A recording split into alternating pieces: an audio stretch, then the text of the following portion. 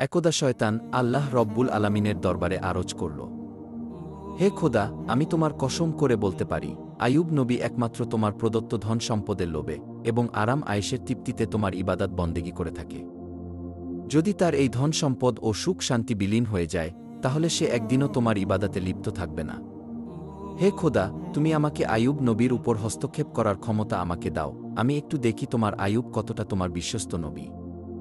আল্লাহ রব্বুল আলামিন শয়তানকে জানিয়ে দিলেন, যাও, তোমাকে নবীর উপর হস্তক্ষেপ করার ক্ষমতা প্রদান করা হল। তোমার যেভাবে ইচ্ছা সেভাবে নবীকে পরীক্ষা করে দেখতে পারো। অতঃপর শয়তান আল্লাহ তাআলার প্রদত্ত ক্ষমতা পেয়ে একজন পথিক সেজে হজরত আইয়ুব আলাইহিস সালামের নিকটে গমন করল। শয়তান আইয়ুব আলাইহিস সালাম এর নিকট গিয়ে নিজ দরিদ্রতার কথা প্রকাশ করে বলল, হুজুর, আমি একজন মুসাফির, আমাকে কয়েকদিন আপনার বাসায় থাকার অনুমতি প্রদান করুন। হজরত আইয়ুব আলাইহিস সালাম লোকটি সম্পর্কে সন্দেহ পোষণ করলেন, কারণ তার শরীর থেকে এক প্রকার তীব্র দুর্গন্ধ বের হচ্ছিল। তখন হজরত আইয়ুব আলাইহিস সালাম তার সেই আবেদন নাকচ করে দিয়ে বললেন, আমি তোমাকে কিছু টাকা পয়সা দিচ্ছি, তুমি অন্যত্র গিয়ে থাকার ব্যবস্থা করো। শয়তান হজরত আইয়ুব আলাইহিস সালামের এই ব্যবহারে খুবই ক্ষিপ্ত হল, তাই মলিন মুখে সেখান থেকে চলে আসল। এরপর সে চিন্তা করতে লাগল কিভাবে নবীর ক্ষতি করা যায়। অনেক চিন্তাভাবনা করে সে স্থির করল যে নবীর ফল বাগানে আগুন ধরিয়ে দিবে। যেই ভাবা সেই কাজ, একদিন সে নবীর ফল বাগানে গিয়ে আগুন ধরিয়ে দিল। শয়তানের লাগানো আগুনে অনেকগুলি ফল বাগান ভস্মীভূত হয়ে গেল। ফল বাগানের কর্মচারীরা দৌড়ে গিয়ে নবীর কাছে এই খবর পৌঁছাল। তাদের কাছ থেকে এই সংবাদ শুনে হজরত আইয়ুব আলাইহিস সালাম বললেন, আলহামদুলিল্লাহ, আল্লাহর সম্পদ আল্লাহ তাআলা নিয়ে গেছেন, এতে আমার চিন্তিত হওয়ার কোনো কারণ নেই। শয়তান যখন দেখল হজরত আইয়ুব আলাইহিস সালামের ফল বাগান ধ্বংস হওয়ার পরেও তিনি বিন্দুমাত্র বিচলিত হলেন না, তখন তার মনে আগুন ধরে গেল। অতঃপর সে আবার চিন্তা করতে লাগল, নবীর আর কি ক্ষতি করা যায়। পরের দিন শয়তান নবীর আস্থা বলে গিয়ে আগুন ধরিয়ে দিল, যাতে তার সমস্ত গবাদি পশু সমূলে বিনাশ হয়ে গেল। সেখানে আগুন এক ঝড়ের আকারে সমস্ত মাঠে পরিব্যাপ্ত হয়ে সমস্ত পশু মারা যায় এবং কিছু সংখ্যক রাখালও মৃত্যুর হাত থেকে রেহাই পায়নি। অন্যান্য রাখালগুলো এই খবর দ্রুত নবীর নিকটে পৌঁছে দিল। খবর শুনে হজরত আইয়ুব আলাইহিস সালাম আল্লাহর প্রশংসা করে বললেন, আল্লাহর সম্পদ আল্লাহ তাআলা নিয়ে গেছে, এতে আমার বিচলিত হবার কিছুই নেই। শয়তান যখন দেখল এত কিছুর পরেও নবী সামান্য মাত্র বিচলিত হচ্ছেন না, তখন তার মনে আরও আগুন জ্বলে উঠল। এরপর শয়তান নবীর আরও বড় ক্ষতি করার চিন্তা করতে লাগল। হজরত আইয়ুব আলাইহিস সালামের 12 জন সন্তান ছিল। তারা একজন ওস্তাদের নিকটে মক্তবে পড়ালেখা করার জন্য যেত।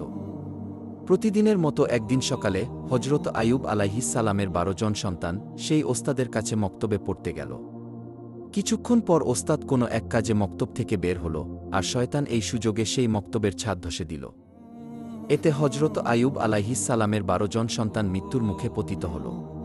মক্তবের ওস্তাদ খুব ভয় পেয়ে কাঁপতে কাঁপতে গিয়ে হজরত আইয়ুব আলাইহিস সালামকে বললেন, হে আল্লাহর নবী, আমি কোনো কাজে মক্তব থেকে বাহিরে বেরিয়েছিলাম, এর মধ্যেই ইমারাতের ছাদ ধসে পড়ে আপনার 12 জন সন্তান মৃত্যুর মুখে পতিত হয়েছে। ওস্তাদের মুখে এইরূপ কথা শুনে হজরত আইয়ুব আলাইহিস সালাম পূর্বের ন্যায় আল্লাহর শুকরিয়া আদায় করে বললেন, আল্লাহর সম্পদ আল্লাহ নিয়ে গেছেন, এতে আমার বিচলিত হবার কিছুই নেই। শয়তান যখন দেখল সন্তানদের মৃত্যুতে হজরত আইয়ুব আলাইহিস সালামের ইমানে মোটেও দুর্বলতা আসল না, তখন সে হিংসায় জ্বলে পুড়ে ছারখার হয়ে যেতে লাগল এবং সে আরও বড় ক্ষতি করার চিন্তা ভাবনা করতে লাগল। এদিকে হজরত আইয়ুব আলাইহিস সালামের দুশমনেরা নবীর এই পরীক্ষা দেখে খুবই খুশি হল। নবীর কর্মচারী ও চাকর বাকরেরা নবীর এই করুণ অবস্থা দেখে যে যেদিক পারল চলে গেল। নবীর ঘর বাড়ি, বাগান এবং আস্তাবল সবকিছু শূন্য হয়ে পড়ে রইল। এই সুযোগে শত্রুরা এসে সবকিছু লুট করতে শুরু করল। বিধ্বস্ত বাড়ির সব মালামাল তারা নিয়ে গেল, বাগানের বাকি সকল ফল ও ফসল নিয়ে তাদের মধ্যে কারাকারি আরম্ভ হল। এক কথায় হজরত আইয়ুব আলাইহিস সালাম এর আরামায়েশ, সন্তান সন্ততি এবং সকল ধনসম্পদ সপ্তাহকালের মধ্যে শেষ হয়ে গেল। হজরত আইয়ুব আলাইহিস সালামের 4 জন স্ত্রী ছিল, তাদের মধ্যে 3 জনই নবীর সাথে ঝগড়া করে এবং তর্কবিতর্ক করে বিদায় হয়ে গেল। বাকি রইল একমাত্র হজরত রহিমা আলাইহিস সালাম। তিনি নবীকে ছেড়ে যাবার পাত্রী নন, সব সময় তিনি নবীর সাথে সাথেই থাকতে লাগলেন। দেশের মানুষ নবীর নবুয়াতির দাবির প্রতি তুচ্ছ তাচ্ছিল্য ও উপহাস আরম্ভ করে দিল। কেউ কেউ বলল, আইয়ুব যদি আল্লাহর নবী হতো, তাহলে তার উপর এইরূপ গজব কেন নাজিল হল? সে আসলে কোনো নবী নন, মিথ্যা নবুয়াতি দাবির কারণে আল্লাহর গজব তার উপর নাজিল হয়েছে। এদিকে নবীর ভক্তদের মধ্যেও ভাঙ্গনের দেখা দিল। এইরূপ অবস্থা দেখে শয়তান তেমন খুশি হতে পারল না, কারণ সবকিছু শেষ হয়ে যাওয়ার পরেও হজরত আইয়ুব আলাইহিস সালামের মধ্যে কোনো পরিবর্তন আসল না। তিনি ভাঙ্গা ঘরের মধ্যে থেকে পূর্বের ন্যায় একই রকম মনোযোগ দিয়ে ইবাদত করে যাচ্ছিলেন। তিনি যেন তার এই বিশাল ধ্বংসযজ্ঞের কোনো খবরই রাখেন না। কোনো রকম হায় হুতাশ এবং আফসোসের চিহ্ন মাত্র তার মধ্যে পরিলক্ষিত হচ্ছিল না। নবীর এবাদাত ঘরের সম্মুখ দিয়ে লোকজন যাতায়াতকালে বলতে লাগল, হে আইয়ুব, তুমি নবুয়াতের দাবি করে সমূলে ধ্বংস হয়ে গেলে। এর চাইতে নবুয়াতের দাবি পরিত্যাগ করা তোমার জন্য মঙ্গলজনক ছিল। যেমন আমরা নবীও নই আর গজবেও পতিত হইনি। এছাড়াও লোকেরা নানা ধরনের তুচ্ছ-তাচ্ছিল্যমূলক কথা হজরত আইয়ুব আলাইহিস সালামকে লক্ষ্য করে বলতে লাগল। হজরত আইয়ুব আলাইহিস সালাম এই সমস্ত কথার প্রতি আদৌ ভ্রুক্ষেপ করলেন না। তিনি পূর্বে যতটুকু সময় মানুষের সঙ্গে মেলামেশা করে কাটাতেন তাও সম্পূর্ণরূপে বন্ধ করে দিলেন। শয়তান এইসব দৃশ্য দেখে আর বসে থাকতে পারল না। সে চিন্তা করতে লাগল কিভাবে নবীর আরও গুরুতর ক্ষতি করা যায়। চিন্তা করতে করতে সে একটি ষড়যন্ত্র আঁটল।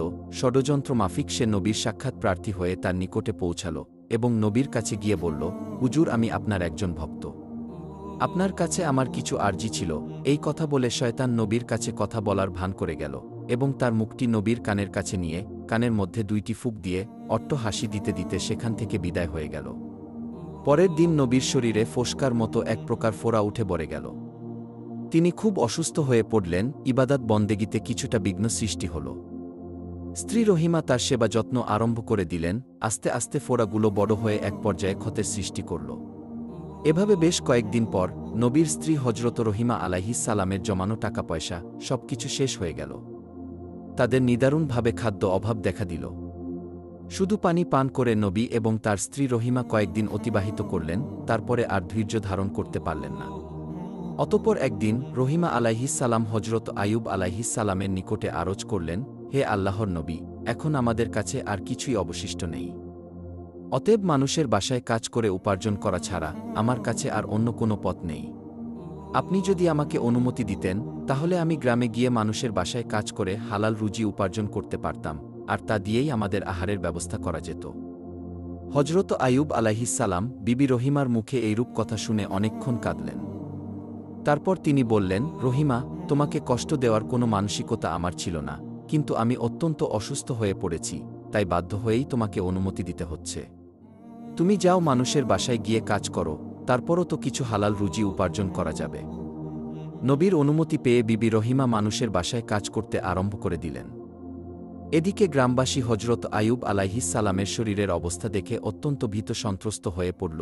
ঘৃণায় তাদের শরীর গিরগির করতে লাগল। এছাড়াও শরীরের গোস্ত পচা গন্ধে মানুষ অতিষ্ঠ হয়ে উঠল। তাই একদিন তারা হজরত আইয়ুব আলাইহিস সালামের নিকটে উপস্থিত হয়ে বলল, হে আইয়ুব, তুমি অতি তাড়াতাড়ি আমাদের এই গ্রাম ছেড়ে অন্যত্র চলে যাও, না হলে আমরা তোমাদেরকে বের করে দিতে বাধ্য হব। হজরত আইয়ুব আলাইহিস সালামের সঙ্গে তখন মাত্র 3 জন লোক ছিল। একজন ছিলেন তার স্ত্রী বিবি রহিমা, আর 2 জন হজরত আইয়ুব আলাইহিস সালামের শীর্ষ ও ভক্ত। তারা সব সময় নবীর দেখাশোনা ও সেবা করত। গ্রামবাসীদের ক্রমাগত চাপের মুখে হজরত আইয়ুব আলাইহিস সালামের শিষ্যরা তাকে বহন করে অন্য গ্রামে চলে যাবার জন্য রওনা করল। অনেকক্ষণ পথ চলার পর তারা অপর একটি গ্রামে উপস্থিত হল। সেই গ্রামের লোকেরা হজরত আইয়ুব আলাইহিস সালামের শরীরের অবস্থা দেখে বলল, তোমরা এখনই তাকে নিয়ে অন্যত্র চলে যাও, না হলে আমরা তোমাদেরকে মেরে এখান থেকে তাড়িয়ে দেব। এভাবে শিষ্যরা 7টি গ্রামে হজরত আইয়ুব আলাইহিস সালামকে নিয়ে ঘুরল, কিন্তু কোনো গ্রামের লোকেরা হজরত আইয়ুব আলাইহিস সালামকে আশ্রয় দিল না। তখন শিষ্যরা বিরক্ত হয়ে গেল এবং রাস্তার পাশে আবর্জনা ফেলার একটি স্থানে গাছের নিচে হজরত আইয়ুব আলাইহিস সালামকে রেখে বিদায় গ্রহণ করল। বিদায়ের প্রাক্কালে তারা 2 জন বলাবলি করতে লাগল, হজরত আইয়ুব আল্লাহর নবী হওয়া সত্ত্বেও তার উপর এ ধরনের মুসিবত কেন আসল? অন্যজন উত্তরে বলল, হয়তোবা তিনি আল্লাহ তাআলার মর্জির বিপরীত কোনো কাজ করেছেন, না হলে তার এই পরিণাম কেন হবে? প্রথম জন সঙ্গীর কথায় সমর্থন করে বলল, নবী যখন আল্লাহর মনোনীত কার্যকলাপ থেকে বিচ্যুত হয়েছে, তখন আর তার পিছনে থেকে আমাদের কোনো লাভ নেই, চলো আমরা এখান থেকে চলে যাই। দুজনে এই ব্যাপারে একমত হল এবং হজরত আইয়ুব আলাইহিস সালামকে গাছের নিচে রেখেই তারা বিদায় গ্রহণ করল। হজরত রহিমা আলাইহিস সালাম নবীকে ছেড়ে বিদায় গ্রহণ করার পাত্রী নন, তাই তিনি সদা সর্বদা নবীর খেদমত করতে ব্যস্ত থাকতেন। অতঃপর হজরত রহিমা আলাইহিস সালাম খুব কষ্ট করে নবীকে নিয়ে জঙ্গলের একটি নির্জন স্থানে গিয়ে থাকার ব্যবস্থা করলেন। দিনের কিছু সময় গিয়ে মানুষের বাসায় এর কাজ করে যা সামান্য উপার্জন করতেন তা দ্বারা স্বামীর জন্য ঔষধ ও খাবারের ব্যবস্থা করতেন। আর এভাবেই দীর্ঘদিন অতিবাহিত হয়ে গেল।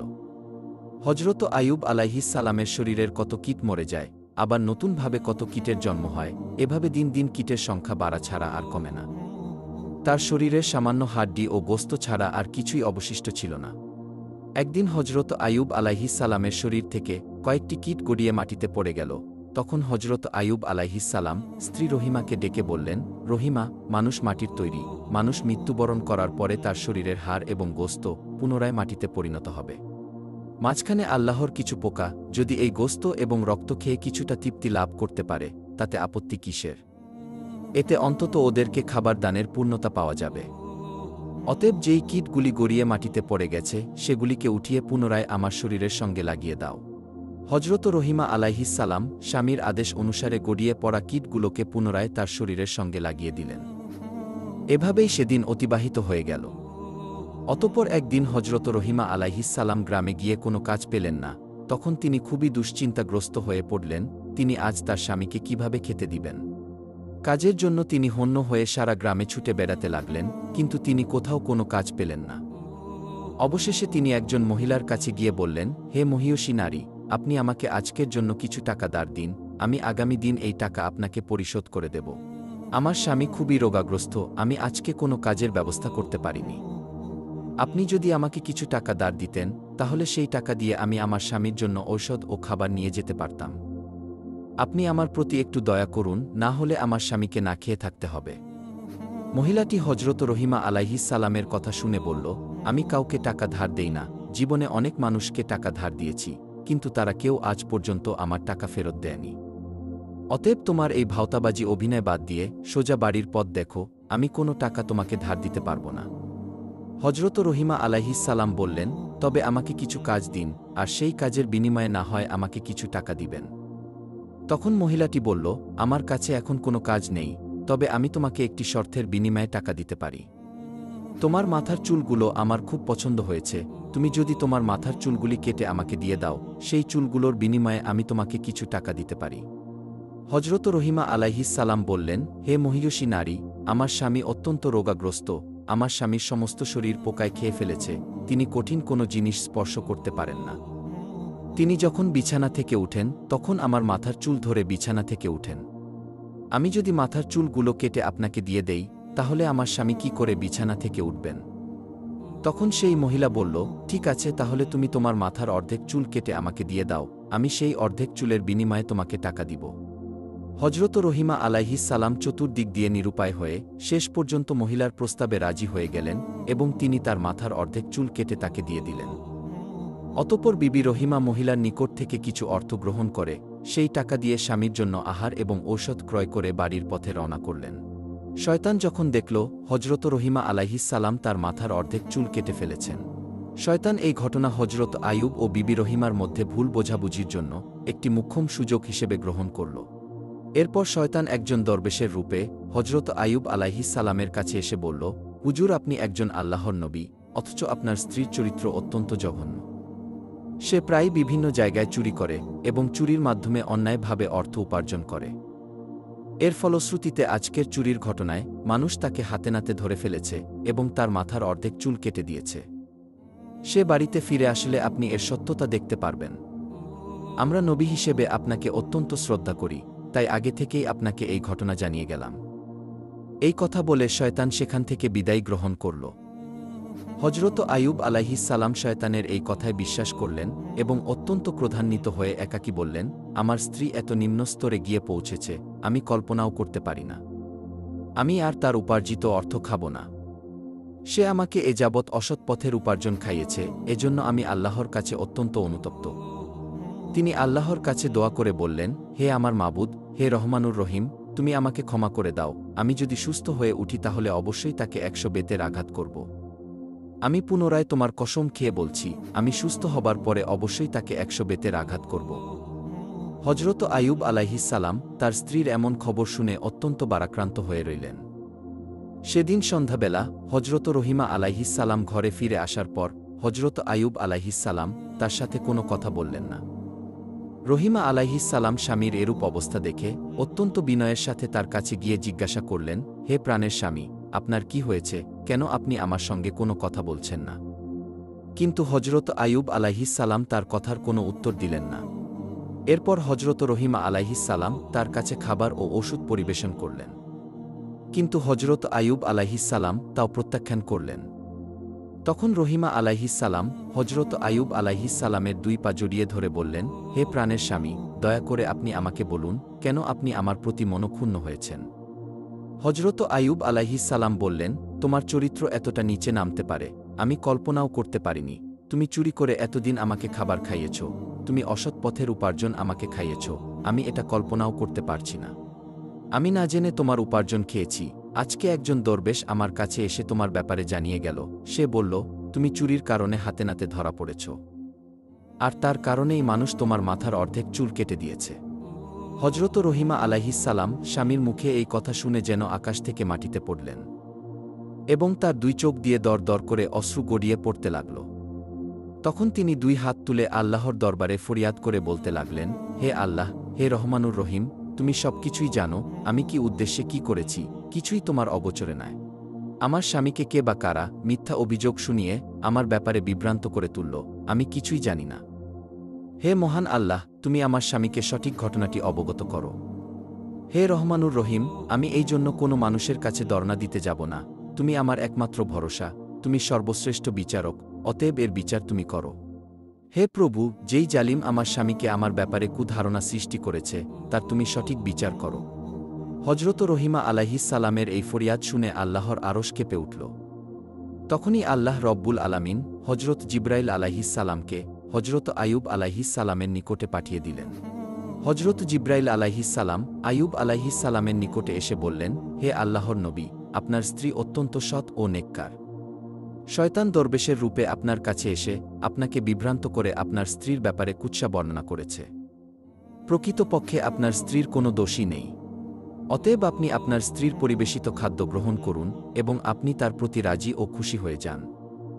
হজরত জিব্রাইল আলাইহিসসালামের বক্তব্য শুনে হজরত আইয়ুব আলাইহিসসালাম বিবি রহিমাকে ডেকে বললেন, রহিমা, তুমি আমাকে ক্ষমা করে দাও। শয়তান তোমার ব্যাপারে আমাকে মিথ্যা সংবাদ শুনিয়ে বিভ্রান্ত করেছিল, যা আমি বুঝতে সক্ষম হইনি। আর তুমি আমার প্রতি মনক্ষুণ্ণ থেকো না, কারণ আমি না বুঝে এই সকল কথা তোমাকে বলেছিলাম, আর কখনোই তোমার প্রতি আমি রাগ করব না। বিবি রহিমা প্রতিদিন কাজের বিনিময়ে কিছু অর্থ উপার্জন করে জীবিকার ব্যবস্থা করতেন। শয়তান যখন নবীকে হজরত রহিমা আলাইহিসসালামের ব্যাপারে অভিযোগ করে কোনো সুফল পেল না, তখন সে একজন বৃদ্ধ মানুষের রূপে একদিন হজরত রহিমা আলাইহিসসালামকে পথিমধ্যে জিজ্ঞাসা করল, মা, তোমাকে এমন দুরবস্থাগ্রস্ত দেখাচ্ছে কেন? হজরত রহিমা আলাইহিসসালাম উত্তর দিলেন, আমার স্বামী খুবই অসুস্থ, তার শরীরে ঘা হয়েছে এবং তাতে পোকা জন্মেছে। তার শরীরের রক্ত ও গোস্ত পোকায় খেয়ে হাড্ডি বের করে দিয়েছে। তাই আমি তাকে নিয়ে দিবারাত্র খুবই চিন্তায় থাকি। এই শুনে বৃদ্ধ লোকটি বলল, আমি এই রোগের একটি ওষুধের কথা তোমাকে বলে দিতে পারি। যদি তুমি তোমার স্বামীকে না জানিয়ে এটা ব্যবহার করতে পারো, তাহলে একদিনের মধ্যে এই রোগ থেকে সে মুক্তি লাভ করতে সক্ষম হবে। বিবি রহিমা বললেন, হুজুর, দয়া করে আমাকে ওষুধের নামটি বলে দিন, আমি এটা ব্যবহারের চেষ্টা করব।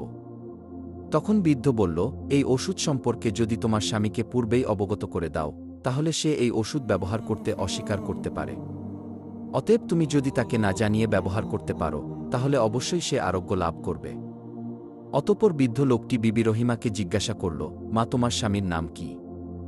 বিবি রহিমা বললেন, আমার স্বামীর নাম হজরত আইয়ুব, তিনি আল্লাহ তাআলার একজন নবী। প্রথম জীবনে তিনি খুবই সম্পদশালী ছিলেন, পরবর্তীতে আল্লাহ রব্বুল আলামিন তাকে বিভিন্ন বালা মুসিবত দিয়ে পরীক্ষায় ফেলেছেন, এখন তিনি কঠিন রোগে আক্রান্ত। শয়তান বিবি রহিমার কথা শুনে বলল, তাকে যখন গ্রামের মানুষেরা গ্রাম থেকে বের করে দিয়েছিল, তখন আমি তাকে একবার দেখেছিলাম, তার জন্য আমার কাছে উপযুক্ত ওষুধ আছে। বিবি রহিমা বললেন, হুজুর, দয়া করে তাহলে আমাকে সেই ওষুধটি প্রদান করুন। তখন বৃদ্ধ লোকটি বলল, তুমি এখানে একটু অপেক্ষা করো, আমি ওষুধ এনে এখনই তোমাকে দিচ্ছি। এই কথা বলে বৃদ্ধ লোকটি চলে গেল। বিবি রহিমা বৃদ্ধের অপেক্ষায় সেখানে দাঁড়িয়ে রইল। কিছু সময় পর বৃদ্ধ লোকটি এক বোতল পানি জাতীয় ওষুধ এবং এক প্রকারের গোস্ত জাতীয় ওষুধ নিয়ে রহিমা আলাইহিসসালামের নিকটে হাজির হল। শয়তান রহিমার হাতে বোতল তুলে দিয়ে বলল, এই ওষুধ তার শরীরে লাগাবে এবং গোস্ত জাতীয় ওষুধ দিয়ে বলল, এটা ভুনা করে তাকে খেতে দিবে, তাহলে দেখবে আগামী দিনের মধ্যেই তার শরীর অর্ধেক সুস্থ হয়ে গেছে। এভাবে পরের দিনেও লাগালে 2 দিনের মধ্যেই তিনি আরোগ্য লাভ করবেন। হজরত আইয়ুব আলাইহিস সালাম আল্লাহর নবী এবং আমাদের পথ প্রদর্শক, তার প্রতি আমাদের প্রাণের গভীর আকর্ষণ রয়েছে। অতএব তার সামান্য উপকার করতে পারলে নিজেকে ধন্য মনে করব। আমি তার একজন কঠিন ভক্ত, কিন্তু শত্রুদের সতর্ক বিরোধিতার কারণে আমি তার কোনো খোঁজ খবর নিতে পারিনি। তবে আগামীতে আমি তার কাছে গিয়ে দেখা করব। এই ধরনের লম্বা বক্তৃতা দিয়ে শয়তান বিবি রহিমার আস্থা অর্জন করে সেখান থেকে বিদায় গ্রহণ করল। বিবি রহিমা ওষুধ নিয়ে নবীর কাছে পৌঁছালেন। প্রথমে তিনি নবীর আহার সম্পন্ন করালেন। এরপর তিনি অনেক চিন্তা ভাবনা করতে লাগলেন কিভাবে নবীকে এই ওষুধ দেওয়া যায়। কিন্তু শেষ পর্যন্ত তিনি নবীকে না জানিয়ে সেই ওষুধ ব্যবহার করতে সাহস পেলেন না। তাই তিনি নবীর কাছে গিয়ে বললেন, হে আল্লাহর নবী, আজ এক বৃদ্ধ লোক আপনার জন্য আমাকে এক প্রকার ঔষধ দিয়েছেন এবং তিনি বলেছেন এই ওষুধ মাত্র 2 দিন ব্যবহার করলেই আপনি পরিপূর্ণ আরোগ্য লাভ করবেন। হজরত আইয়ুব আলাইহিস সালাম বিবি রহিমার কথা শুনে বললেন, হে রহিমা, তুমি কি মনে করো আমার এই রোগ ওষুধে আরোগ্য লাভ করার মতো রোগ? এটা আল্লাহ রব্বুল আলামিন আমাকে দিয়েছেন এবং তিনি এই রোগ সারিয়ে তুলবেন, কোনো ওষুধে এই রোগ সারবে না। হজরত রহিমা আলাইহিস সালাম স্বামীর কথা শুনে বললেন, যিনি এই ওষুধ আমাকে দিয়েছেন তিনি একজন মুসলিম এবং তিনি আপনার একজন ভক্ত। তাই তার ওষুধের ব্যাপারে আমার কোনো সন্দেহ নেই, এখন আপনার মর্জির উপর নির্ভরশীল। হজরত আইয়ুব আলাইহিস সালাম বললেন, ঠিক আছে, তুমি ওষুধগুলো রেখে দাও, আল্লাহ তাআলার পক্ষ থেকে এ ব্যাপারে কোনো সংবাদ না পেলে আমি এই ওষুধ ব্যবহার করতে পারি না। হজরত রহিমা আলাইহিস সালাম নবীর এই আদেশ পেয়ে নবীর বিছানার কাছেই সেই ওষুধগুলো রেখে দিলেন। পরের দিন সকালে হজরত আইয়ুব আলাইহিস সালাম বিবি রহিমাকে ডেকে বললেন, রহিমা, আমি অসুস্থ হবার পর থেকে প্রতি রাতে 2 বার আল্লাহ রব্বুল আলামিনের তাজাল্লি দর্শন করতাম এবং সেই তাজাল্লি দর্শন করে মনে অনেক তৃপ্তি লাভ করতাম। কিন্তু আজকে রাত্রে সেই নূরের তাজাল্লি আমি দর্শন করতে সক্ষম হয়নি। কিন্তু এর কারণ কি তা বুঝতে পারলাম না। রহিমা বললেন, হে প্রাণের স্বামী, আপনি একজন আল্লাহর নবী, এর উপযুক্ত কারণ হয়তো আপনার কাছেই জানা আছে। আমি একজন সাধারণ আল্লাহর বান্দী, আমি কি করে জানব এর উপযুক্ত কারণ কি? এরপর হজরত আইয়ুব আলাইহিস সালাম খুবই দুশ্চিন্তায় পড়ে গেলেন। এভাবে 3 দিন অতিবাহিত হয়ে গেল, তিনি আল্লাহ রব্বুল আলামিনের তাজাল্লির দর্শন করতে সক্ষম হলেন না। অবশেষে তিনি 2 হাত তুলে আল্লাহর দরবারে কেঁদে কেঁদে তাজাল্লি দর্শন লাভের জন্য ফরিয়াদ জানাতে লাগলেন। হে আল্লাহ রব্বুল আলামিন, আমি জানি না কি ভুলের কারণে আপনার তাজাল্লি দর্শন লাভ করতে আমি সক্ষম হচ্ছি না। আমার যদি কোনো ভুল হয়ে থাকে তাহলে আমার ভুলগুলো ক্ষমা করে দিন, আর দয়া করে আপনার তাজাল্লির দর্শন থেকে আমাকে বঞ্চিত করবেন না। হজরত আইয়ুব আলাইহিস সালামের এরূপ দোয়ার পর হজরত জিবরাইল আলাইহিস সালাম এসে তাকে জানালেন, হে আল্লাহর নবী, আপনার বিছানার পাশে শরাবের বোতল ও শূকরের গোস্ত রাখা আছে। এইসব হারাম জিনিস আপনার বিছানার পাশে রেখে আপনি কিভাবে আল্লাহর তাজাল্লি দর্শনের আশা করতে পারেন? আপনি যদি পুনরায় আল্লাহর তাজাল্লির দর্শন লাভ করতে চান তাহলে অবশ্যই এই জিনিসগুলো এখনই আপনার বিছানার পাশ থেকে অপসারণ করুন। গভীর রজনীতে হজরত আইয়ুব আলাইহিস সালাম বিবি রহিমাকে ডেকে বললেন, হে রহিমা, আমার বিছানার কাছে কোথায় শরাব ও শূকরের গোস্ত আছে দেখো, অতিসত্বর সেগুলোকে অপসারণ করো। ওই বস্তুগুলো এখানে থাকার কারণে আমি আল্লাহর তাজাল্লি দর্শনে ব্যর্থ হচ্ছি। বিবি রহিমা চতুর্দিকে ভালো করে খোঁজাখুঁজি করলেন, কিন্তু তিনি কোথাও শরাব ও শূকরের গোস্ত পেলেন না। তখন হজরত আইয়ুব আলাইহিস সালাম তাকে বললেন, তোমার আনা সেই ওষুধগুলো কোথায়? বিবি রহিমা বললেন, সেগুলো এখানেই আছে, আপনার বিছানার পাশে। নবী বললেন, সেগুলোকে এখান থেকে সরিয়ে ফেলো, আমার মনে হয় এইগুলোই শরাব এবং শূকরের গোস্ত। নবীর আদেশ পেয়ে বিবি রহিমা তখন সেই ওষুধগুলোকে দূরে সরিয়ে রাখলেন। অতঃপর হজরত আইয়ুব আলাইহিস সালাম আবার আল্লাহর ইবাদতে ধ্যানমগ্ন হলেন। যখন রজনী শেষের দিকে আসলো তখন আইয়ুব আলাইহিস সালাম চিৎকার দিয়ে বলে উঠলেন, হে রহিমা, এবার আমি আল্লাহর তাজাল্লি দর্শন লাভ করতে সক্ষম হচ্ছি। রহিমা, ভেবে দেখো, তাহলে ওই ওষুধগুলোই ছিল শরাব এবং শূকরের গোস্ত। এগুলো আমার নিকটে থাকায় আমি আজ 3 দিন পর্যন্ত আল্লাহর তাজাল্লি দর্শনে ব্যর্থ হয়েছি। এগুলো যে তোমাকে দিয়েছে সে মানুষ নয়, বরং সে মানুষরূপী শয়তান। শয়তান এই ওষুধগুলো দিয়ে তোমাকে এবং আমাকে বিভ্রান্ত করার চেষ্টা করেছিল। কিন্তু আল্লাহ রব্বুল আলামিনের অশেষ মেহেরবানিতে আমরা শয়তানের ধোঁকা থেকে রক্ষা পেতে সক্ষম হয়েছি। হজরত আইয়ুব আলাইহিসসালাম এইভাবে দীর্ঘ 18 বছর অসুস্থ হয়েছিলেন এবং দুঃখ যাতনা ভোগ করেছিলেন। শেষের দিকে যখন তার শরীরের পোকাগুলো তার চোখ ও জিহ্বায় আক্রমণ করতে লাগল, তখন তিনি কেঁদে কেঁদে আল্লাহর দরবারে ফরিয়াদ করে বললেন, হে খোদা, আমার চোখ দ্বারা আমি সূর্য দেখে নামাজের ওয়াক্ত ঠিক করি, আর জিহ্বা দ্বারা তোমার জিকির করি। অতএব এই দুটি জিনিসও যদি পোকায় খেয়ে নষ্ট করে ফেলে, তাহলে তোমার ইবাদত করা আমার জন্য কষ্টকর হয়ে যাবে। তখন আল্লাহ তাআলা তার নবীকে জানিয়ে দিলেন, আমি অচিরেই আপনাকে রোগমুক্ত করব এবং আপনার স্ত্রীকে পুরস্কৃত করব। অতঃপর কোনো একদিন ভোরবেলা বিবি রহিমা কাজে বের হয়ে গেলেন। বিবি রহিমা কাজে বের হয়ে যাবার পরে হজরত জিব্রাইল আলাইহিসসালাম হজরত আইয়ুব আলাইহিসসালামের নিকটে এসে বললেন, হে আল্লাহর নবী, আপনি আপনার পদযুগল দিয়ে মাটির উপর আঘাত করুন। আপনার পায়ের আঘাতে একটি নহর সৃষ্টি হবে, আপনি সেই নহরের পানি দ্বারা গোসল করুন এবং পেট ভরে সেই পানি পান করুন, অল্পক্ষণের মধ্যেই আপনি সুস্থ হয়ে উঠবেন। হজরত আইয়ুব আলাইহিসসালাম জিব্রাইল আলাইহিসসালামের পরামর্শ অনুসারে তার দুই পায়ের দ্বারা মাটির উপর আঘাত করলেন। তখন সেখান থেকে একটি পানির ফোয়ারার সৃষ্টি হল এবং সেই ফোয়ারা থেকে পানি উৎকলিত হয়ে হজরত আইয়ুব আলাইহিসসালামের শরীরে পতিত হল। আল্লাহর মেহেরবানিতে হজরত আইয়ুব আলাইহিসসালামের শরীরে ফোয়ারার পানি লাগার সঙ্গে সঙ্গে তার শরীরের ক্ষতস্থানগুলো ভালো হয়ে নতুন চামড়া গজাল। অতঃপর নবী সেই ফোয়ারার পানি দিয়ে ভালোভাবে গোসল করলেন। সাথে সাথে হজরত আইয়ুব আলাইহিসসালামের সমস্ত শরীরে নতুন চামড়া গজাল এবং তার ক্ষতগুলো এমনভাবে নিশ্চিহ্ন হয়ে গেল যেন তার শরীরে কোনোদিন কোনো ক্ষত বা রোগের চিহ্নই ছিল না। ফোয়ারার পানি দিয়ে গোসল করার পর তার শরীর পূর্বের চাইতে অনেক উজ্জ্বল ও সুন্দর হয়ে উঠল, তার চেহারা চাঁদের আলোর ন্যায় জল জল করতে লাগল। তিনি গোসল শেষ করে পেট ভরে সেই ফোয়ারার পানি পান করলেন। এতে তার ক্ষুধার তৃষ্ণা সম্পূর্ণরূপে দূর হয়ে গেল। এই সময় তিনি দেখলেন একজন ফেরেশতা দূর থেকে থলে ভর্তি করে কাপড় নিয়ে তার কাছে হাজির হয়ে বলল, হে আল্লাহর নবী, এগুলো আপনার জন্য জান্নাত থেকে নিয়ে আসা হয়েছে, এগুলো আপনি পরিধান করুন।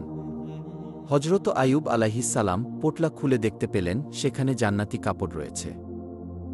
অতঃপর তিনি জান্নাতি জামা কাপড় পরিধান করলেন এবং তার মনে অশেষ তৃপ্তি এল।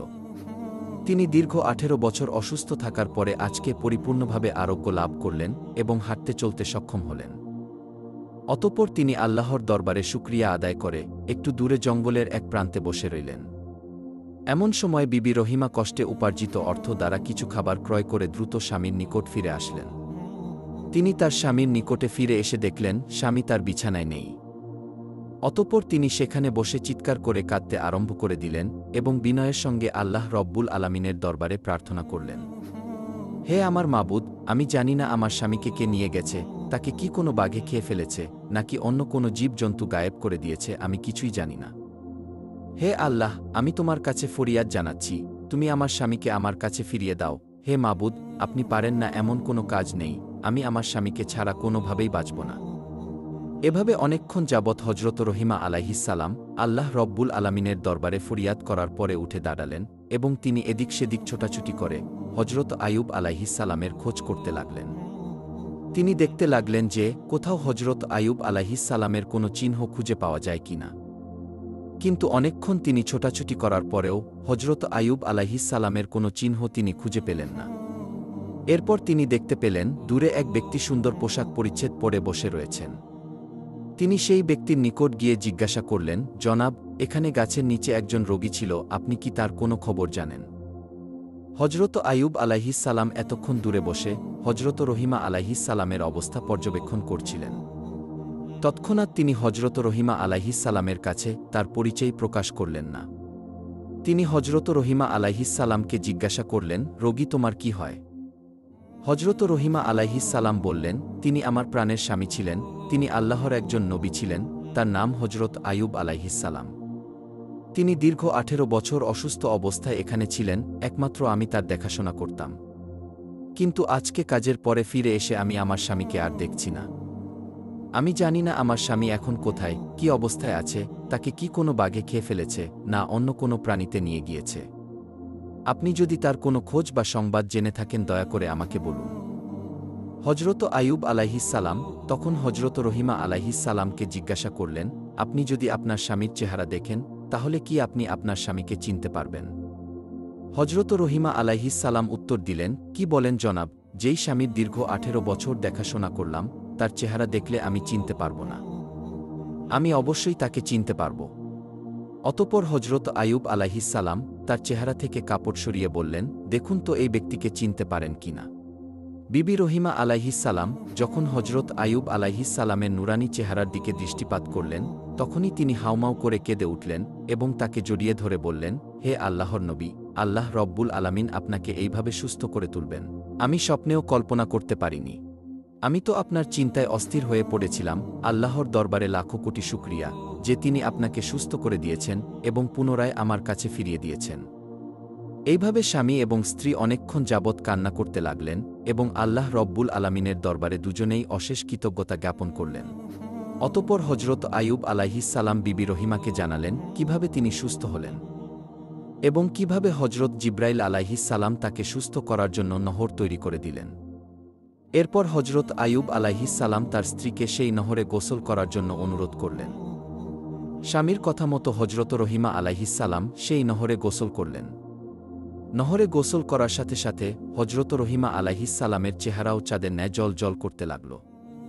18 বছরের যুবতীর ন্যায় তার শরীরে রূপ লাবণ্য ফিরে আসল। এরপরে হজরত আইয়ুব আলাইহিসসালাম তার স্ত্রীকে নিয়ে নিজের বাড়িতে ফিরে আসার জন্য রওনা করলেন। কিছু পথ অতিক্রম করতেই তারা তাদের বাড়িতে এসে দেখলেন তাদের দালান কোটা পূর্বের ন্যায় অক্ষত অবস্থায় রয়েছে। অতঃপর তারা ভিতরে প্রবেশ করে দেখলেন তাদের ছেলেমেয়েরা সকলে বসে খেলা করছে। পিতামাতাকে দেখে তারা সকলে এসে তাদেরকে জড়িয়ে ধরল এবং তারা জিজ্ঞাসা করল, আপনারা কয়েকদিন যাবৎ কোথায় ছিলেন? হজরত আইয়ুব আলাইহিসসালাম তাদেরকে বললেন, আমরা আল্লাহ তাআলার দাওয়াতে গিয়েছিলাম।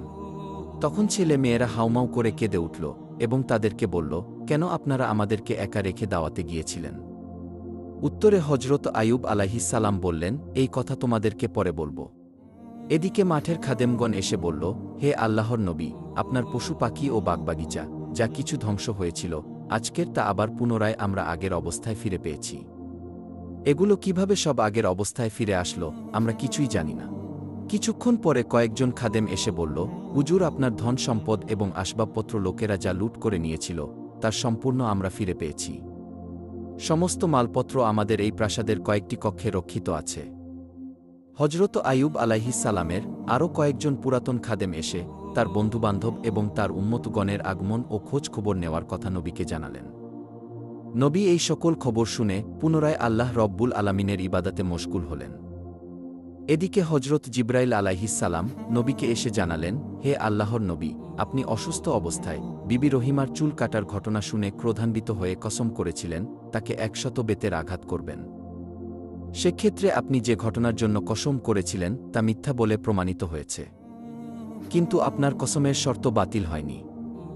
অতএব আপনি 100 গমের শীষ একত্রিত করে বিবি রহিমার শরীরে একবার মৃদু আঘাত করুন, তাতে আপনার কসমের শর্ত পূরণ হয়ে যাবে এবং রহিমা আলাইহিসসালামের কোনো কষ্ট হবে না। হজরত জিব্রাইল আলাইহিসসালামের পরামর্শ অনুসারে হজরত আইয়ুব আলাইহিসসালাম 100 শুকনা গমের শীষ একত্রিত করে বিবি রহিমার শরীরে একবার মৃদু আঘাত করলেন। এতে নবীর কসম পূরণ হয়ে গেল এবং বিবি রহিমার কোনো কষ্ট হল না। প্রিয় বন্ধুরা, শয়তান হজরত আইয়ুব আলাইহিসসালামকে বিভিন্নভাবে চ্যালেঞ্জ করেছে, কিন্তু হজরত আইয়ুব আলাইহিসসালামকে কোনোভাবেই বিভ্রান্ত করে পথভ্রষ্ট করতে পারেনি। হজরত আইয়ুব আলাইহিসসালামের মতো যদি আমরা আল্লাহ রব্বুল আলামিনের পথে ধৈর্য ধারণ করতে পারি, তাহলে কখনোই শয়তান আমাদেরকে পথভ্রষ্ট করতে পারবে না। আল্লাহ রব্বুল আলামিন আমাদেরকে হজরত আইয়ুব আলাইহিসসালামের জীবনী থেকে পরিপূর্ণ শিক্ষা লাভের তৌফিক দান করুন।